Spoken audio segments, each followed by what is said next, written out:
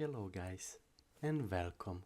Today I just wanna make a quick video talking about the gaming industry and the origins of gaming that we know today. Gaming is one of the biggest industries out there, and did you guys know that most of the games you are enjoying and playing today actually originates from Warcraft 3 custom maps, right? All the tower defense mobile games, all the whole MOBA genre they call it, DOTA, League of Legends, Smite, Dota 2, right? It was practically like what is the true origins of MOBA genre and MMORPGs? It was basically a fight of characters on millions and millions of community-made maps, right? And Dota, for example, was just one of them.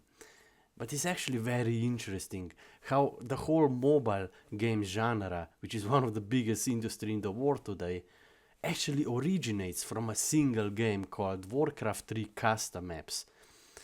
All the, tower defense game modes, all the Dota, all the there was practically a custom made game made for almost any game and movie out there, even Pokemon's, Harry Potter, and so on and so on. That's what is so interesting about Warcraft 3.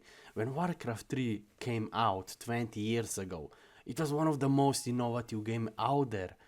And the biggest thing they had going on for them was the ability to create custom maps, the community made maps. This is practically the whole origins of MOBA genre. It was basically a fight of characters on millions and millions of community-made map. So when you have like guys like League of Legends, Smite and Dota 2 only creating one map and thinking that the origins of whole MOBA genre was some mere Dota, you really start to understand that these guys have no idea what are they doing, right? And if you are not even mentioning how mismanaged esports are because we have no real rankings and tournaments anymore, you really see what can you expect from guys that not only stole the idea from the community members but also just franchise it? You cannot expect innovation from guys like this who never really have passion for these things, never really had understandings where these things come from. Right, we played those maps 20 years ago. I still have some of my favorite maps, I remember. You have like countless of tower defense maps. You have Stronghold Kite, you have Hero War maps. I remember Island Tower Defense, Stronghold Tower Defense, Castle Tower Defense, right? These are actually how everything started.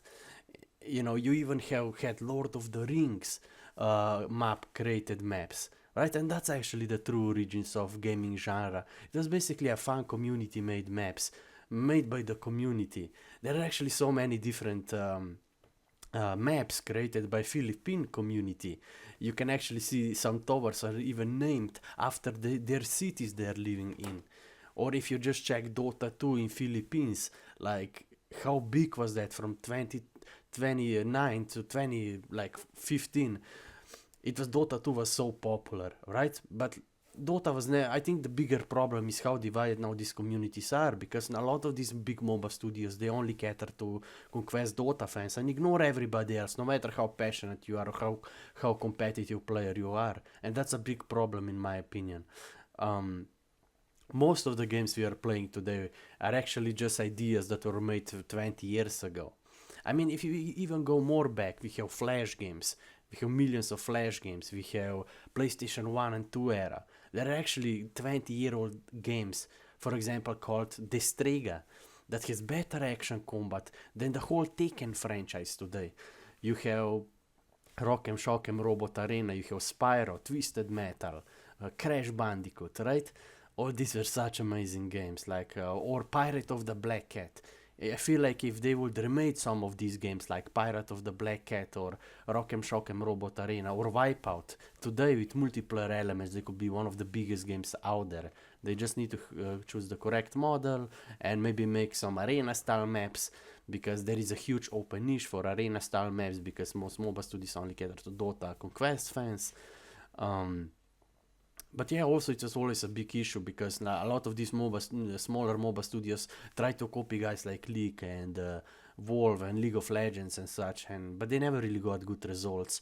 Because let's be honest, those guys are only successful because they were first on the market when they stole the idea, and because they have control over Asia market. It's not because they're innovative. It's not because they're really passionate about this thing or actually understand the true origins of the genre, right? So I just wanted to make a quick video talking about this today. What do you guys think? You know, it's actually, I was really thinking about this. How interesting is that? The whole mobile games and most of the games we are playing today, World of Warcraft, Smite, League of Legends, actually originates from this single game.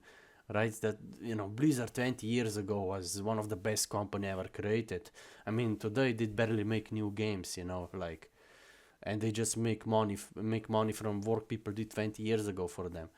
And whole MOBA, you know, competitive scene is so mismanaged and franchised. Like, how can you even take it seriously when you don't have real rankings and real online tournaments when everybody has a chance to prove himself? You just have, you know, hand-picking these teams, like only giving 5% players a chance, and then they wonder why nobody cares anymore and why people lost interest, right? So let me know what you guys think, you know, and see you in the next one. Peace.